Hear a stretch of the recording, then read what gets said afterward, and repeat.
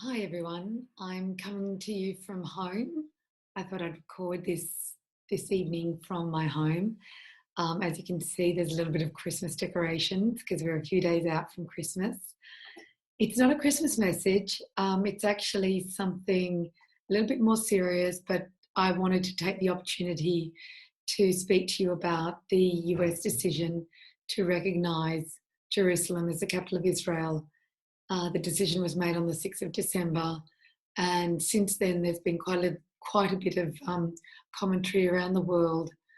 I've held off from making a comment because I wanted to take in some of the comments and reactions from world leaders and the United Nations and just people to see what happens on the streets of Israel and the Palestinian areas as well as around the world to this before I sort of put in my two bobs worth.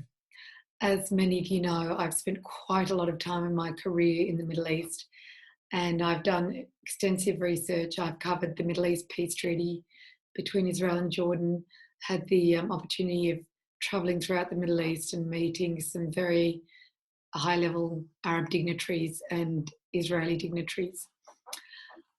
So I find this a topic that's very close to my heart.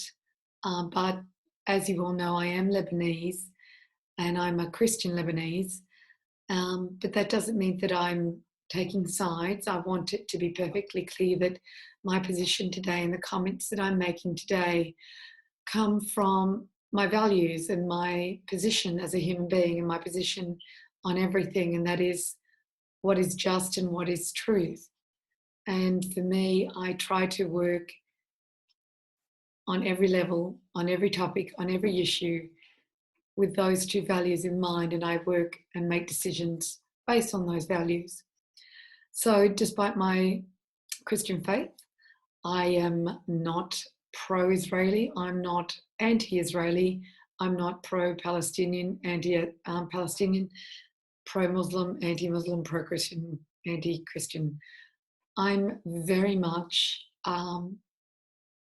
undivided in my commitment to people.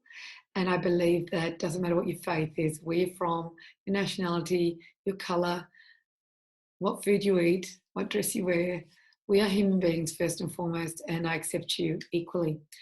I've been and travelled throughout the Middle East, throughout Israel, and I have very close friends who are Jews and as well as Muslims and Christians, Buddhists and whatever. So that is my declaration, and that's the position I come to you with from the perspective that I'm going to make some comments tonight. Done some research, and I do want you to believe that the position will be hopefully unbiased from your perspective and actually factual, so that I'm here just to give you information and you get to make the decisions for yourselves. So I don't know if many of you are aware of the facts going on around this, but the Middle East, as you know, has been a very sensitive hotspot for the last 80, almost 100 years now. Since the Balfour Declaration in the 1920s or late 19 teens, probably 1917, 1919, and that declaration was made by France and Britain at the end of the First World War to allow Jews the right to repatriate back to Israel. The Jews were from Europe, and they started to give them permission to travel to Palestine, as it was known back then. We're not going to go into a history lesson. There's a lot of people who are posting on the internet, on YouTube, giving you far more context. But suffice to say that we all know the Middle East and the Arab-Israeli issue, Palestinian-Israeli issue, has been a very, very, very sensitive issue for nearly an entire century. So whatever we come to this with, whenever we're looking at anything, any decisions being made, we have to put it into that context, and no decision should be taken out of context or made without that consideration. So on the 6th of December, President Donald Trump decided to make an incredibly brave decision. And America is within its entire rights to act as a sovereign nation and decide where it wants to put its embassy and whether it wants to recognise a country's capital as whatever it decides it's going to be, whether it's Tel Aviv or Jerusalem in the case of Israel. If we took that on its own, that would be okay, and there would be no other implications. But as I just mentioned prior to that, there is an entire context that we need to consider that decision within, and this is where it causes problems, and that decision has created chaos and protests and ramifications around the world. So the summary of it all is, since that decision, we've had world leaders across the globe who've come out and stated their position, from Theresa May, the Prime Minister of Great Britain, to Malcolm Turnbull, the Prime Minister of Australia, to Monsieur Emmanuel Macron, the President of France, Merkel in Germany. Across the globe, I could name you leader after leader who have come out and said that they disagree with the decision or do not support the decision of the United States, and that they won't be making any similar decision. They will not be moving their embassies to Jerusalem, and they will not be taking any unilateral decision to recognise the capital of Israel as Jerusalem. Now, I want to just let you know something which, surprisingly for someone who's very well informed on these issues, I was surprised to learn that Russia had recognised West Jerusalem as the capital of Israel earlier this year. That seemed to go under the radar, and just no one made a big deal about it, but it's an interesting decision. And it's sort of coming out, but only in those circles where you are listening to real in-depth reporting. But let's throw that into the mix here and just keep that in mind, because what I think is going on is a lot more than just a decision by Donald Trump to be courageous and crazy, which a lot of people are just saying it's an outright ridiculous situation, ridiculous decision, and it's a very pro-Israeli, pro-Jew decision. And again, I think that's very short-sighted and very narrow-minded. There's a lot more to this, and this is where I'd like to contribute my viewpoint based on my knowledge and also understanding the situation. So we have this decision. 6th of December, America recognises Jerusalem. First time in, nearly 100 years, and also 6 previous administrations in America had promised, as presidents had promised to do the same thing, and they campaigned on that position, and they never went through with it. And he made that very clear in his speech when he announced this, President Trump, that previous administrations had campaigned and failed to follow through, and that he was actually following through and keeping his campaign promise. So kudos to you, Mr. Trump, President Trump, you are keeping your word.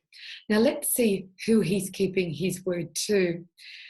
On the surface, it appears that it's a very pro-Israeli decision, pro-Jew decision. You had Benjamin Netanyahu, the Prime Minister of Israel, come out directly after the decision and humbly thank President Trump for this and announce him as a friend of Israel and a friend of the Jews forever for making this decision. So again, we could be deceived or confused to think that this is a very pro-Jew thing. Yes, of course it is. Of course it supports the Israeli administration. Of course it supports the political powers that be in Israel today. But I don't agree that it's a decision that it was made for the Jews, for the Israelis, or against the Palestinians. I don't believe that that's the situation. So let me give you some more context. The reason I don't believe that is there's a lot of Jewish authorities who have spoken up on this point too. And facts are that 75% of American Jews disagree with this decision that Donald Trump has made. That's a substantial amount of the population of America who are, obviously Jewish Americans, who we would all consider probably, the ones that are running America. And a lot of people say they think that, the Jews have the power in America and running America. And they're pulling the puppet strings of the American administration. So let's take that into consideration. There's a lot of Israelis, as well as a lot of American Jews, who absolutely disagree with this decision, and they believe it's going to cause greater chaos and it's going to actually set back the peace process. For them and for everyone who is very knowledgeable on this, Jerusalem is a very symbolic issue in relation to the peace talks. It was kept out of the accords in Oslo. It's been kept out of different treaties because they weren't able to come to an agreement on that status. It's been touted and people have put forward propositions that it should become an international city and it should be safe and free and dedicated to the three monotheistic religions, Christianity, Judaism, and Islam, because those three religions all hold a special place in Jerusalem that is very holy to them and their religion. So you have different viewpoints. Now, even dating back to the 1970s, when President Jimmy Carter was negotiating the first peace treaty between Egypt and Israel, Menachem Begin and Anwar Sadat, the president of Egypt and the prime minister of Israel at the time, they had, crafted this clause in the peace negotiations, and they were going to, they were defining the status of Jerusalem, and they were going to incorporate it into their peace treaty. But in fact, both the president of Egypt, Anwar Sadat, and the Prime Minister of Israel at the time, Menachem Begin, decided to leave that out because it was not something that they could make a decision on or, in fact, negotiate on independently, and they shouldn't do that. So it's been kept out. Everyone calls this a final status negotiating issue, and it should be one of the final decisions made in relation to Palestine and Israel, the Palestinian-Israeli issue. This is a very sensitive, very important issue. And for that reason, it hasn't been negotiated. It hasn't been finalised in any of the peace treaties and any discussions. So I hope I haven't sort of taken you off into too much of a tangent. I don't want to overwhelm you with information, but I do want to bring some facts to you and give you that detail. Now, I'm not sure how many of you understand the politics of America, but it is quite straightforward. It's politics everywhere. Politicians do deals left, right, and centre. Now, I want to give you this bit of information, which I believe is at the core of the decision by Donald Trump to recognise Jerusalem as the capital of Israel. If you go deeper into scratching the surface beyond that into the support base that Donald Trump has, you will soon find that his Vice President, Mike Pence, is an evangelical Christian. And Mike Pence comes from one of the most profoundly conservative religious areas in America. Now, Donald Trump, to get up on a ticket and to have credibility as president, needed a really strong, credible politician and someone with a strong support base to support him as vice president. This is the way politics happens. It happens everywhere around the world. It's no different to Australia, to America, to anywhere, right? So on the ticket, you have Donald Trump president, Vice President Mike Pence. The agreement must have been, the deal must have been made with Pence at the time and the evangelical lobby that should President Trump get up and win, he must give them something. There must be a promise that is fulfilled. And for that, evangelical lobby has been lobbying, as we said, for 5 to 6 administrations to try and get the capital of Israel to be recognized as Jerusalem. This lobby, the evangelicals have been lobbying for that more so than any Jew or any Israeli lobby in America. Now, I'd like to, tell you why. You might be thinking, this is really strange and this is very unusual. Well, I found it quite unusual too, but, you have to understand why. And I was listening to an authority on this. Her name is Susan Neiman, and she's actually a professor, and she was teaching at Tel Aviv University, and she's also at the Potsdam now, and she lectures and speaks and is quite an authority. And she is Jewish. She's of the Jewish faith. She's a former Israeli resident, and she still is recognised an Israeli resident, but she lives across the world, in the States, in Europe. She travels quite significantly. So what she said was that the group that has gained the most from this decision and from this announcement is not the Jewish lobby, is not the Israeli lobby. It is in fact the Christian, American evangelical Christians who have gained from this. And why?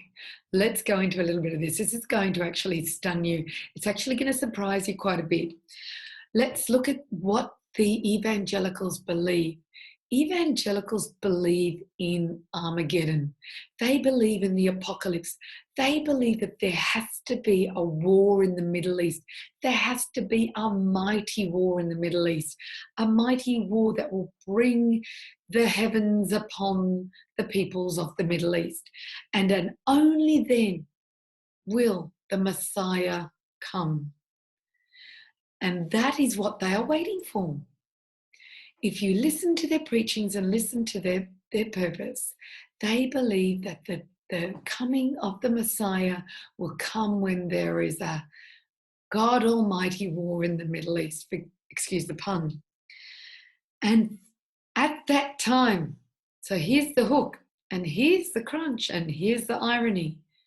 At that time, when the Messiah returns, any Jew that has not converted to Christianity will be damned to hell. Do you believe that? This is actual gospel, the gospel of the evangelicals. I'm going to repeat it one more time. Evangelical Christians believe that there has to be a God Almighty war in the Middle East, and that by taking this decision to recognize Jerusalem as the capital of Israel, it may incite war, a God Almighty war in the Middle East. And until that God Almighty Armageddon, day of Armageddon comes, the Messiah will not return. They are waiting for the day that the Messiah returns. When the Messiah returns, any Jew, not Islam, not Muslim, any Jew that has not converted to Christianity will be damned to hell.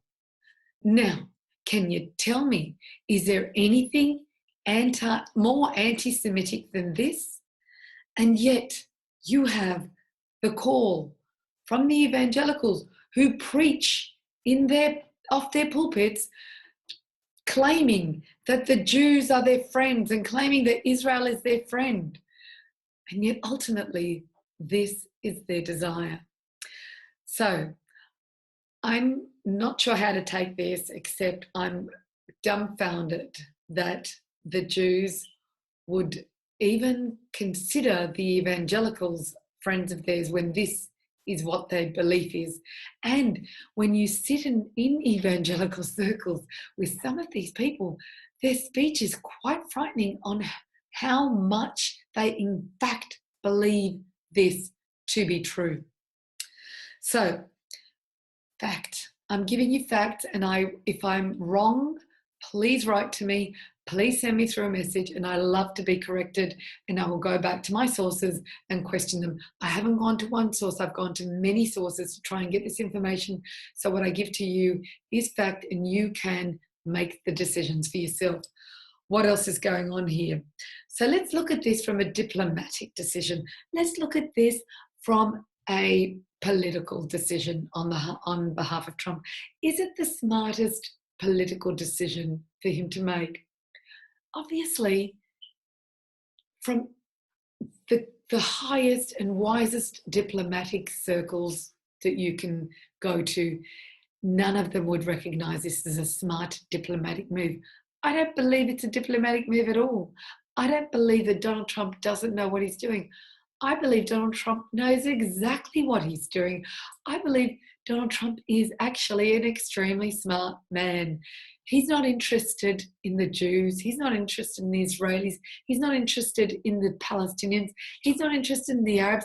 He's not interested in anyone except what's going to keep Donald Trump in power and what's going to make it look like he can have a couple of ticks under his belt at the end of his first year in office. Today, we had the vote in the House on Capitol Hill and passed the bill with the recognising the tax reforms, the first, I think it's 24 years, the most significant tax reforms in US history in the last 3 decades. He's going to stick that under his belt and tick, he's achieved that. And this is another thing he can tick. Many other things have failed this year for Donald Trump and his little married men and women, but these two are quite significant issues. And for him, he thinks this is a great thing for me. It's all about power. It's about maintaining power. It's about maintaining influence. It's about standing up and keeping my word and saying I'm going to do what I said I was going to do. This is the man that he is. So let's not make it bigger than it is. Let's not make it any different to what it is. It's a fact. This is reality. So a couple of days ago, let's go to the UN decision. The UN Security Council met to vote to pass a resolution calling on the USA to withdraw its decision to recognise Jerusalem as the capital of Israel. Now, there are 15 sitting members of the United Nations Security Council. There are 5 permanent members of the Security Council, and every session there's 10 countries that are invited to sit on the Security Council. So there's always 15 members that sit on the Security Council. Those member states voted 2 days ago, and the vote was 14-1 in favour of the resolution calling on America to withdraw its decision. The one against, of course, was the United States. What happened then, if you're not aware, was the US ambassador to the United Nations, Nikki Haley, exercised the US's power or right to veto. Only the 5 permanent members of the United Nations Security Council have the right to veto. And America used its right to veto to prevent this resolution from passing. So I want to talk about this a little bit because I was listening to Nikki Haley's speech after. She has the right to speak. And I was fascinated by some of what she said. I can't dispute some of the stuff she says. It's really interesting. I'm just going to turn to my notes here because I really want to, state the facts. I don't like to go off without having the facts here. So what she said, which was very interesting, was that, made it very clear the US still supports a 2-state solution. it still supports the right for the Palestinians to have a homeland and the Israelis to have a recognised homeland. So she was making it clear that this decision to recognise Jerusalem as the capital of Israel was not a decision denying the right of the Palestinians to a homeland, and maybe in future Jerusalem or East Jerusalem could be recognised as the capital of Palestine. So you know what? There's smart politics going on there. Let's put that to the side. No problem. What I found very interesting was some facts that she stated, and that was that since 1994, the United States has contributed more than $5 billion in bilateral economic, security, and humanitarian assistance to the Palestinians. Now, $5 billion is a great, substantial amount of money, right? Absolutely substantial amount of money. When you look at it in relation to how much the United States has contributed to the Israelis, we're talking about trillions of dollars and maybe even hundreds of trillions of dollars. So there is no equity there. But okay, don't worry. Let's not bring that into the equation, but that's an actual fact. But the fact is, US has contributed $5 billion in assistance to the Palestinians.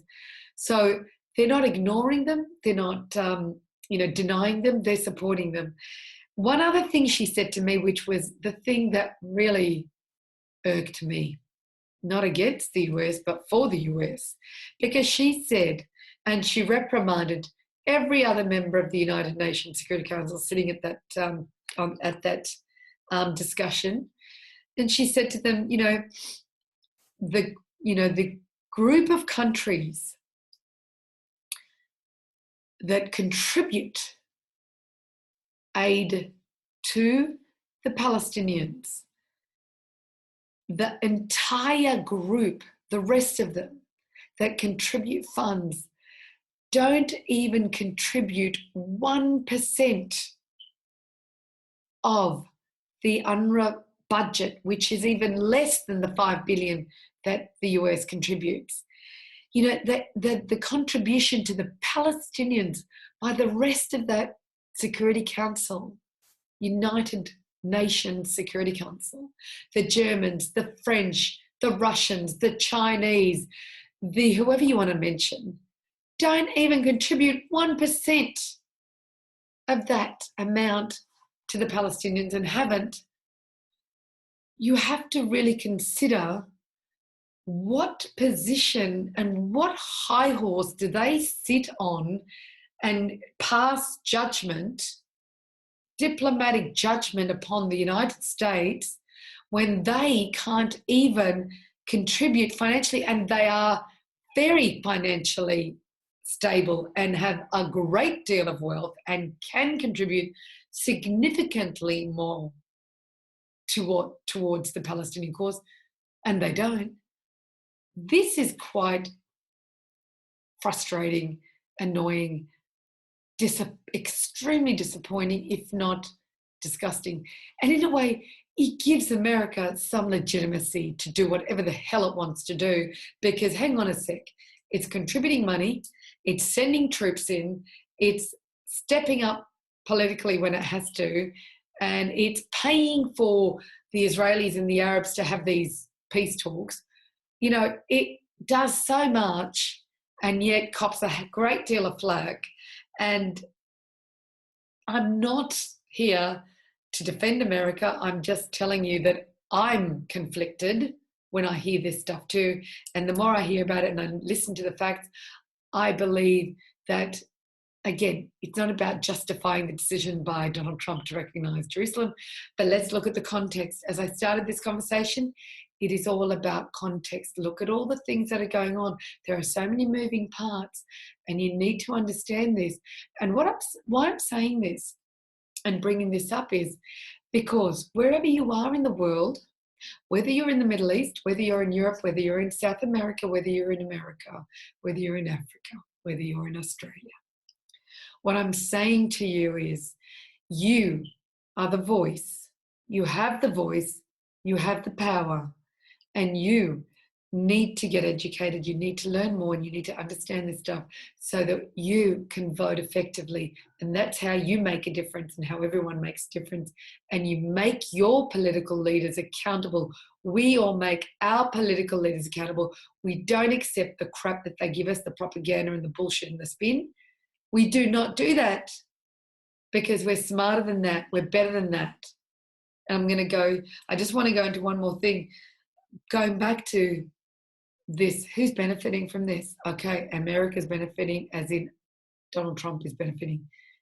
His group, his little band of merry men are benefiting from this. His power block is benefiting from this. America's not benefiting from this decision. Only Donald Trump benefits from his decision. And that is not what his job is as the leader of the United States of America. It's not his job and the responsibility he has as the person in the seat that is considered, unfortunately, but factually, and we're talking about reality here, Donald Trump, we talk reality. You're in the seat considered the leader of the free world. You don't make decisions that are personal. You don't make decisions that are biased to your own benefit. You don't.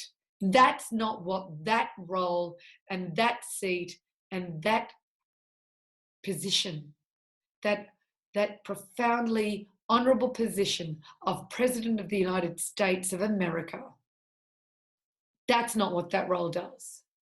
That role is supposed to be a leadership role. It's supposed to inspire, motivate, mentor, and make every human being look up to that office and follow in the tradition and follow in the example that that office sets.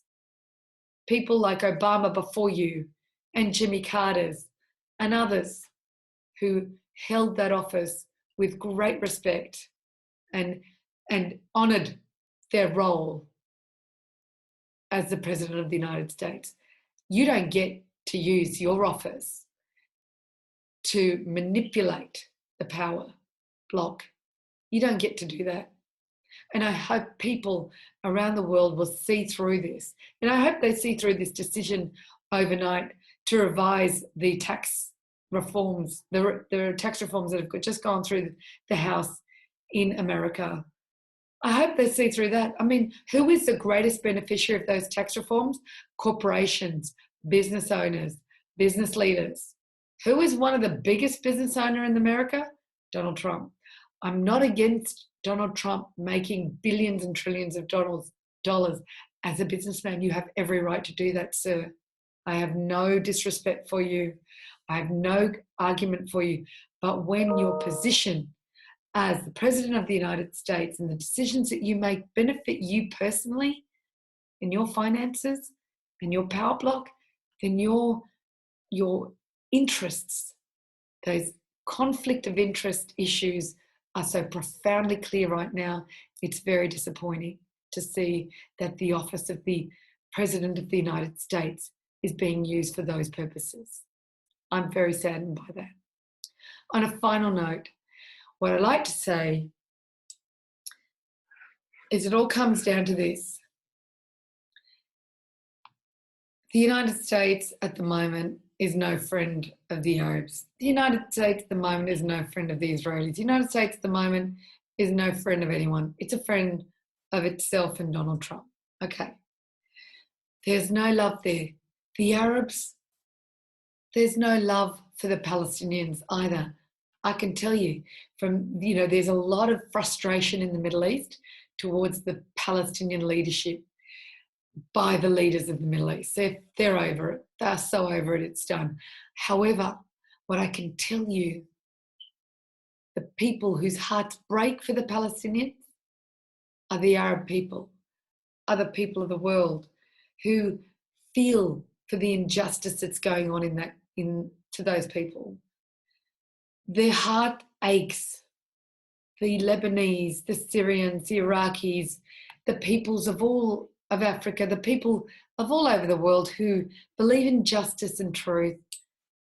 There is injustice. We can't deny this. There's an injustice going on. The Palestinians deserve a homeland just as much as the Jews and the Israelis. I know I keep separating them, but there's Israeli Arabs as well as Israeli Jews. So everyone deserves a homeland. But the way you do it is not this way. What we need is a just peace for all. Comes down to this. Leaders are elected by the people. Leaders in the Palestinian territories, leaders in Israel, leaders in Australia, leaders in America, leaders in England, leaders in France, leaders in Europe, leaders in Australia, leaders everywhere are elected by the people. So it all comes back on us. On us, people. We are responsible for putting the people that are in power and allowing them to make the decisions they make for us on a global level, whether it's domestic politics or international politics. They're making global decisions, I mean globally, as in all-rounded, for us. If we don't like the decisions, if we don't like their values, if we don't like what they stand for, then we get to vote them out. That is what is beautiful about democracy. And I ask you all to exercise your rights to vote. Do not abrogate your right. I was talking to someone today saying, well, stuff it. This is what happens. I couldn't be bothered voting anymore. No, we must vote. We must vote peacefully. We must vote loudly. We must vote together. For what? For leaders that do stand for the right values, do stand for what we believe in as human beings. What we believe in is what we need to stand up for. And those people up there today, we can't get angry at them because we are the ones, or the majority of us are the ones that voted for them to be in power. So I'm going to end my little lesson for you today on that note and say thank you very much for joining me. Thank you for listening to it. I hope you've gained some knowledge, a little bit of knowledge on this, and I hope that next time you get the opportunity, you can make a comment, post a comment, write a letter, send an email, talk to your local member, talk to your Prime Minister, talk to your President, talk to whomever, and say, I won't allow you to get away with unjust decisions. I'm going to make you accountable. I'm a voice and I will be heard. Thanks for listening, and there'll be a lot of stuff coming up over Christmas, a bit of crazy stuff coming out, so I hope I don't shock you too much, but I hope it's fun. It's all taken in the spirit of the beautiful season that we're going through right now across the world. Happy Hanukkah to all the Jews for yesterday. I hope it was a beautiful spiritual experience for you, and to the rest of the world, we'll speak to you soon, and thanks again for watching. Bye.